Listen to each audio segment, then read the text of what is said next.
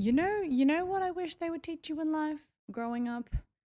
I wish they would teach you a lot of things.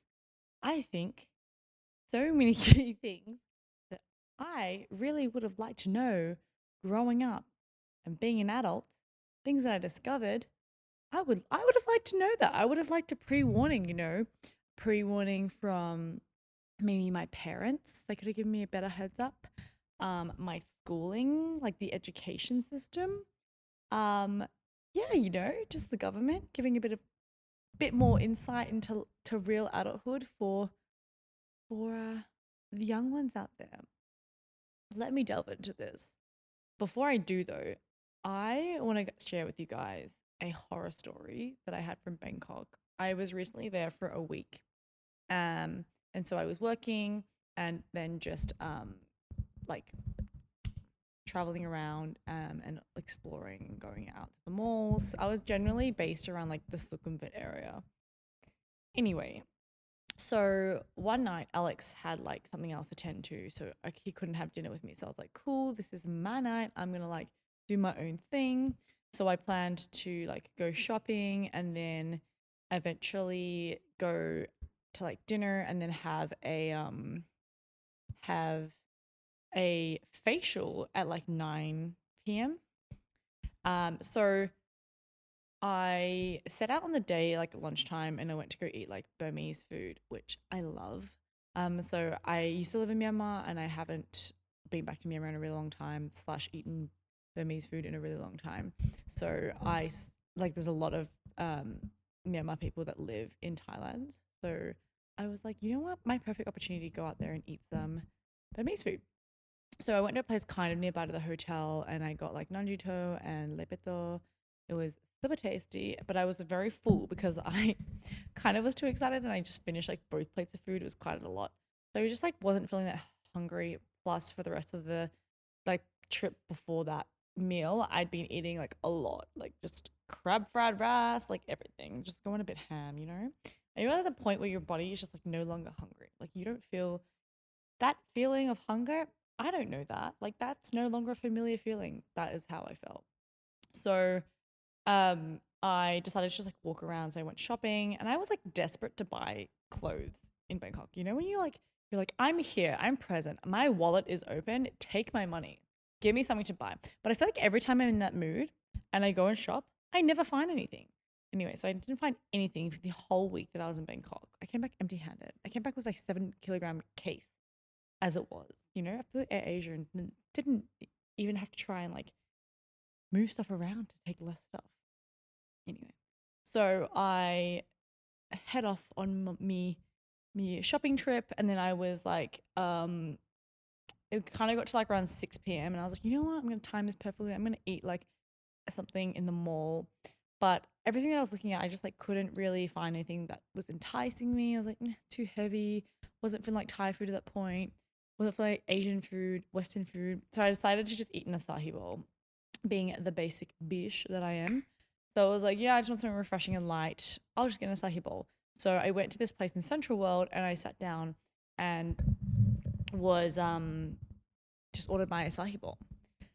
So before I delve further into the story, I think that we're all quite aware that there's like a trend and a certain like societal norm slash culture with Thailand and Bangkok more so, I guess all of Thailand, like the hotspots for tourists, where men will go to Thailand to have some fun, right? And like pick up local ladies, um, or whatever, vice versa. And there's a definitely a demographic of older men who like to pry on younger Thai ladies or local ladies or just younger people generally in Thailand to try and I don't know, have like a sugar baby. And that's just like a general trend, right? So when I was in the mall earlier in Central World, I was just like walking into a store and I saw this like older white man. And when I say like old guys, I'm not being like offensive on saying like 40. I mean at least like at least 60. Like not that 60 is at all, but like 60 and above for sure. Okay, so I'm just gonna say he's an older white man. Anyway, so then he was talking to this Thai lady who was a local. She was just kind of dressed nicely in the mall, and Central World's like a nice mall. Anyway, and then he was like, when I walked past, I kind of like eavesdropped, and he was like, "Oh, I love your dress. You just look so stunning." Anyway, so I go and I was like, "Oh, like I think he's making a move." So I went into the store, browsed, came back out, and they were still talking. And this had been like, I want to say 7 minutes. So then they had kind of like walked further up, and then he was like saying to her like, "Oh, I don't know, like, do you know where this store is?" And she was explaining to him, and then he was like, "Well, I just thought maybe that you could show me." And was like obviously asking for her to like accompany him and spend some time with her. But I was like, oh, that's just so uncomfortable. Like, I'm just gonna leave this situation because that's just cringe, and I just think it's gross. Anyway, so then we fast forward an hour. Neya is out here eating her acai bowl, being peaceful, just trying to have a night to herself. Oh, and also, sorry, before I get into that, earlier in this day, I was at Siam Square and I was just walking, and I think I've told you guys in this my effects of men on my daily life podcast. If you haven't listened to it, listen to it. But in that other podcast, I was talking about how like men walk up close to you, which no one invites you to do that, and like will say things. Anyway, so I was just walking, honestly, like not even trying to look cute. So like I don't like feel anything was warranted. Anyway, I just personally don't feel like I looked cute. Not that that really changes anything. But I was just like walking through the mall, and I could see like was actively trying to not make eye contact with people because I have like a bad habit of like looking people in the eyes because I'm like, ooh, look human. So I was just like looking ahead, walking, and then I could see my peripheral vision this man approaching, and he like walked really close to me, and he was like, "Wow." I was like, "Cool, thanks." And then he just continued walking, and then like looked back at me, and I was just like hurried, scurried off. Anyway, that made me feel kind of uncomfortable because I felt like Bangkok was really exacerbating this male behavior, and in a way, like I felt like in a fishbowl where like all these men were just like staring at you, and I felt like they really, you could just feel them like objectifying you, and like I don't know, it was just too much. I felt a bit overwhelmed. Anyway, so then go back to the story. So then I'm eating my sahi bowl, and then this man approaches me, and I'm just like sitting there by myself. I was like, oh god damn it, please no. So I was already feeling kind of hostile towards men generally because of the earlier incident. And so he approaches me, and he's an older white man, definitely, definitely 67, like mid 60s or older, right? Like, no, thank you. Anyway, my parents are like that age. Anyway, so what was that to me? And he's like, is that nice? And I was like, yeah, I like it. I like briefly looked at him and I was like, yeah, I like it. And I was just like kind of showing that I wasn't really interested in the conversation. And he was like, oh, like, what is it? And I was like, it's just like a smoothie kind of thing. Just, yeah, I just found it refreshing. And then he was like, oh, okay. And then he walked away, came back, and then he was like, are you Thai? And I was like, he's like, you're very tall for a Thai lady. And I was like, no, I'm not Thai. He's like, oh, where are you from? And I was like, Australia. And he's like, oh, we're in Australia. And I was like, yeah, like Melbourne. And he's like, okay. He's like, oh, I'm from Sydney. And then he actually said we are from Sydney. So I thought the we was insinuating like maybe he was like there with his wife. That's a very big jump, like assumption to make. But anyway, I made that assumption. And this, for a moment, I was like, oh, he's here with his wife. Maybe he's just genuinely being nice.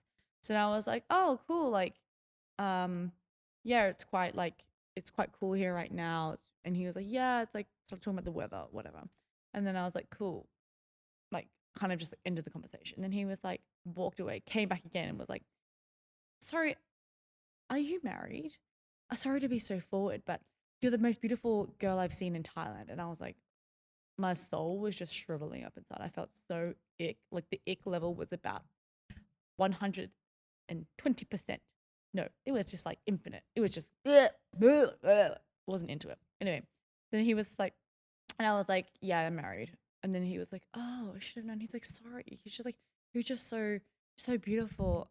And then mumbled some other stuff. And then I was like, okay. And then he just like, and I literally just sat there. There was an awkward silence for at least 5 seconds. And I was like, I'm not going to say anything because I don't really want to talk to you anymore. And I want you to just go away. And then he walked off. But it just made me feel really uncomfortable because I felt like I was saying about this fishbowl effect. Any situation or like position that I was in Thailand, I feel like men were just like staring just because I purely because I'm like a female and like staring and then just makes me feel like, oh, what sort of invasive thoughts are they having about you? Anyway, I just felt very uncomfortable. And after that, because I was also by myself, I didn't feel comfortable either. And then I was like, oh, should I go to this facial at 9 p.m. because like then I have to walk there. I was gonna walk there and back like a 10-minute walk each way. And I was feeling like very unsafe when I texted my sister and she was like, you should just go to the facial, like, or like text me like your movements. And then I kind of was like, I went home and then I was like, you know what? Screw this. I'm going to go to the facial. Like, I'm not going to let these silly men stop me from doing what I want and making me feel uncomfortable. So, anyway, I went to my facial and I felt very accomplished and stuck it to the man, literally. But anyway, gross. If you were out there doing that, stop it. No one likes it. Well, at least I don't like it. Leave me alone. Just leave me alone. Thank you. I won't speak on behalf of others. Thank you. Okay. So back to our topic of the day after that tangent, but I had to just share that story. So, things that I wish that I knew. Okay, here they are. Taxes. What you get taxed on, how to do your taxes, tax rates, like where do you submit your tax application? At what point are you supposed to know like to apply for tax? When are you eligible? So many questions around tax. Tax is the thing that they just no one informs you of. It's unless your parent is an accountant, which I have one, it's still not very helpful because they end up doing a lot of taxes for you and then you just sign the document, which is also really nice. But I'm just saying, taxes, there's just so little information there in high school that that is not okay. And in university, can you please in our curriculum include some sort of like tax education in all curriculums? Shout out for me to Australian government, Victorian state government, like do something about it. Okay, next thing. Signing up. Okay, so this is like very much so for when you're adulting and you either get a new home, you rent a home, you move overseas and you rent a home, but like signing up for electricity, housing, power, and water. Okay, fundamentals like stamp duty, agents fees. This is stuff that you just do not get clued in on. And you have to either realize very sadly on your own when you don't have any power or you don't have like water or you don't know where your bills are being sent. And you have to start managing all this yourself. It is a very steep incline into adulthood when you move home. Especially when you have to pay like an agent's deposit fee plus rental plus stamp duty all on like 1 month and you're like bleeding of money. But people really don't like no one teaches you this stuff. It's just stuff that you like learn as you go. So I think like it's definitely a space where you can be set up to be very vulnerable because you don't know actually like, what you should be paying for and what you shouldn't be paying for and when you're going to get screwed over. So I do think that you should probably YouTube and Google that and kind of get advice on what the best practice is. Um, Something that I think is super important coming off that is also just like managing your finances. So here's a little story time. I used to work as a debt collector, and I used to work as a debt collector at one of the major banks in Australia. We would like to call it, what do they call it? Collections. Collections. So essentially, you're a debt collector. But it was an amazing university job. I loved it because you got paid super well. You were on a casual employment. You could like dictate your hours pretty well. People were super nice. I mean, not the customers, but like in the organization. And it was just like a very good place to work during university. A lot of flexibility. But this job I think was so good for me because I gained a lot of financial literacy in this um, job because of I observing other people in not great situations. So you would do like outbound and inbound calls. I would do like a lot of inbound calls. And so you were having to essentially like people would call in and help organize like payment arrangements for them to pay things back. Um, but it was really interesting learning and hearing like all the stories and the situations that people got into that put them in a not great financial situation. And it really taught me to realize that it's so easy to be like not financially secure. It's very quick for that to happen. You might think like, oh, cool, I've got a salary, I'm earning money, I'm like spending it. Maybe you're not saving that much, or even if you are saving a lot, and then some random accident happens, like a health condition, and then boom, you've got to pay for that, like a month of hospital cover or like curious surgeries. It was always such really like um, sudden incidents that I think really put people in a bad position. Um, and there would people with like huge home loans. They could afford like a 1 point something million-dollar home, but then now they're divorced and there's like all these issues with um I guess there's a lot of grievances between the parties and like getting to sign papers. So there's just like so much education that I got from that around protecting like the best way to enter into purchasing something, the best way to manage your finances, the best way to pay off things, because it's a very slippery slope financially. I think like once you get into a bad habit or you make one error or something bad happens, it's very hard to come back from it.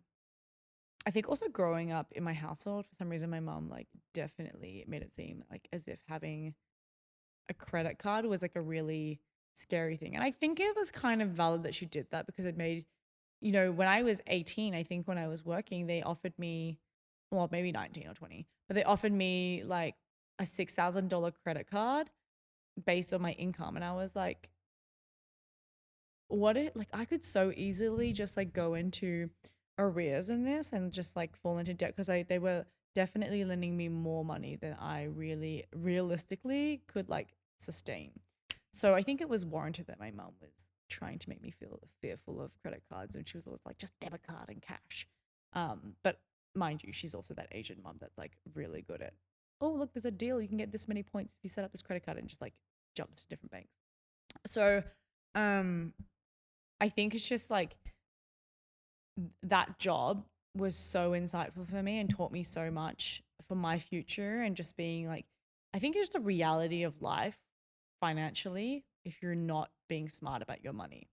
So I would highly recommend, if you are like younger, even now, like if you feel like you don't have great financial literacy, maybe go and like, I don't know, shadow, find a job in that area, or just learn more about that field and work in a situation where you're dealing with people every day and like their financial situations, because you learn so much and you, in a very short amount of time, very valuable. Coming off that, I think this the fourth thing that would be really nice is for schools to really run like actual, realistic, practical courses on investing, like baseline investing, to encourage people to start investing from the age of like 18. I think personally, this is an area that I'm lacking. Like I feel like I didn't have a super good idea or confidence. I think it's around confidence as well. Like knowledge and confidence are like two things, right? Around, how to invest my money, what to invest it in, um, being able to understand the markets and different areas of opportunity to be able to be more like to grow my money. I think being able to do that from a young age really goes a long way. But not having the knowledge and the resources when you're younger and not being spoken to about it is a really like a first step that you can fall behind on if you don't have access to it. So I think there's now like quite a lot of resources in terms of investing, especially with YouTube and like blogs and articles, courses that you can take on to really learn more about investing. But I do think that is something, once again, Australian government, Victorian government, make that a subject at school, or make it like a mandatory thing that people have to learn in year 10 as an elective or something. Like not as an elective, but as a compulsory elective. Anyway, I think that's really, really vital. Another thing, I would say there's like, okay, this moves into you thriving generally in life. This is not financial. Um, I would say communication. I don't think that when you grow up, enough emphasis is really placed on pushing you to be a better communicator and really emphasizing the importance of it.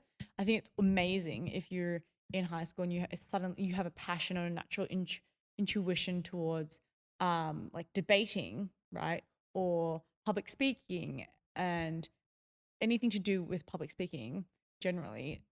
Amazing. Like, or like you're just naturally gifted with English or have a natural inclination towards it.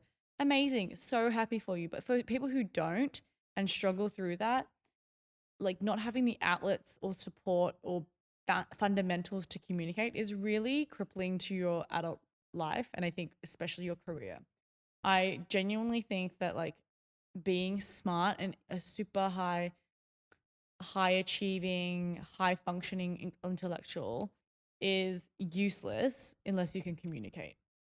I know so many people who are really smart, but when you put them in a work setting, they just like buckle because they cannot communicate. They cannot like effectively work with other people and understand how to communicate their feelings, their thoughts, and listen to other people effectively. And I think this is like so invaluable because if you can't be a good communicator, I I just don't understand how you would collaborate with other people or even like lead a team.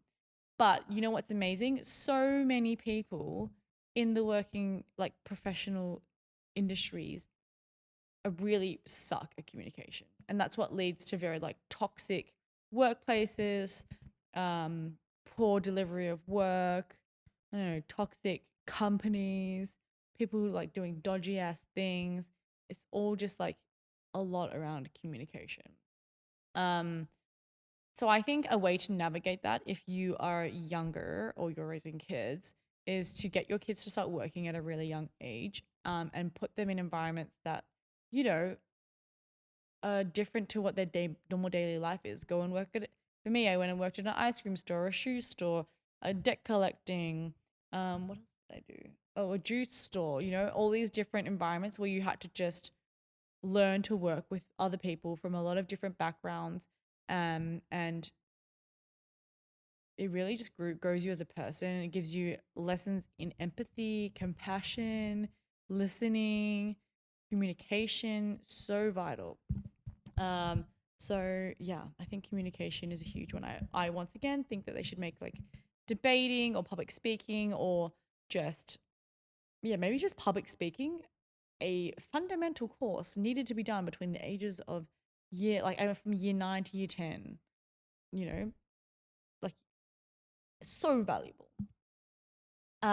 Second to that, I think this is like less something you can learn at school. Well, you could learn it at school in some shape or form, but I think this is more just from like life experiences. But street smarts is super important. I think once again, being book smart is one third of it. I think I just think like it's so much more valuable to be street smart, to be able to communicate, be like perceptive of the environment around you, like self aware, observant. It helps you so much to just survive. I think it gives you that ability, like the basic survival instincts that you need. You know what I mean? Like everybody knows how to survive,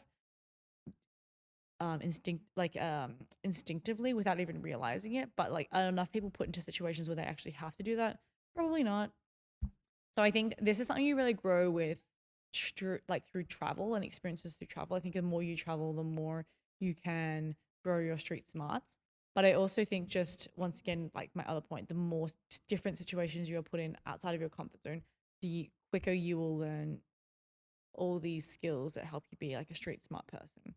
One area, one area of street smarts, which also I think falls into like just your whole general life, like career as well, is negotiation. I am a terrible negotiator. Well, I wouldn't say terrible. I think I would say I negotiate in my own way, but I often I think I get too emotional about negotiation, and so I always end up feeling like, oh, like I feel bad. I don't want to push a person, but yeah, I'm just like really not good at negotiation. Alex, on the other hand, amazing at negotiation. I think he's very like calm and collected, but that's just him generally as a person. But me, no. Like one time we were traveling in Bagan in Myanmar and we were negotiating a tuk-tuk price. And Alex, this is the moment Alex was like to me, you are just so bad at negotiating. So we went to this tuk tuk and we wanted to get back to the airport because it was like we couldn't find any other transport back. And I think um we asked the driver and he said a price like 10,000 chat or something like that. And then I was like, and I think I just said, um, oh no, they asked us to say a price first. And so I was like, 15,000 chat? And then Alex was like, what? Because it was like well above what we would ever pay. And he's like, why would you start with such a high number? And then the guy was like, 10,000 chat. And then I was like, okay, 13,000 chat. And I think I said something like ridiculous. And Alex is like, oh my God, you are so bad at negotiating. Like next time when we negotiate, just be quiet. But yeah, anyway, I need to work on that because that is definitely not a strong skill set of mine. Um, the last two things are, I think, comes back to like life admin stuff, but finding a dentist and doctor abroad. This is stuff that you don't think about because when you're raised generally, not for everybody, for me anyway, when I was being raised, I had like a family dentist and a doctor. So for me, I'm like, they know me. I don't need to see anybody else. Like, why would I want to see anyone else? But then when I started to move overseas and things like that, I was like, oh my God, I have to like go and find my own doctor and dentist. How do I veto that it's safe? My mum didn't approve them. Or in Australia we do like bulk billing. I'm like, where can I get like a good price? And I think just in my mindset, like dentists and doctors can cost so much money.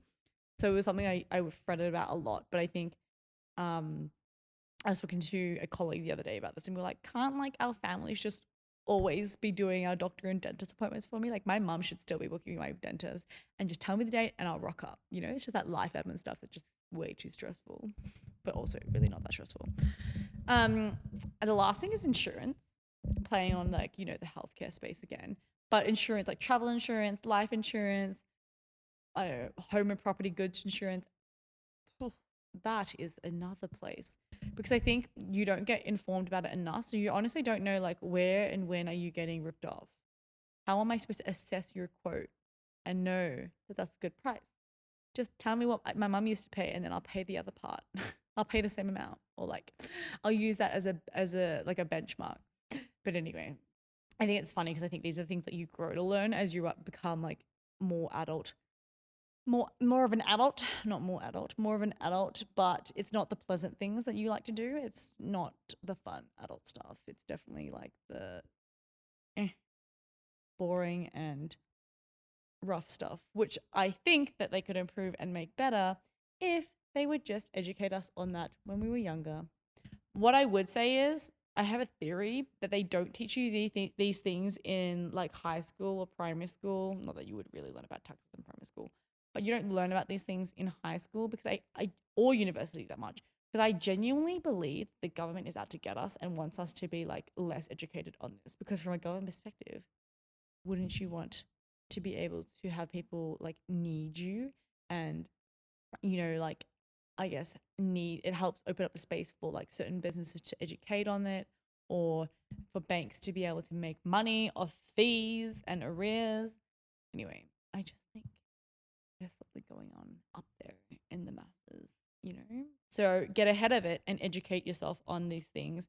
There's so many resources out there on the internet nowadays on like there's like so many courses. YouTube is full of knowledge. Um, just generally Google. I don't know, chat GPT it, do whatever suits you.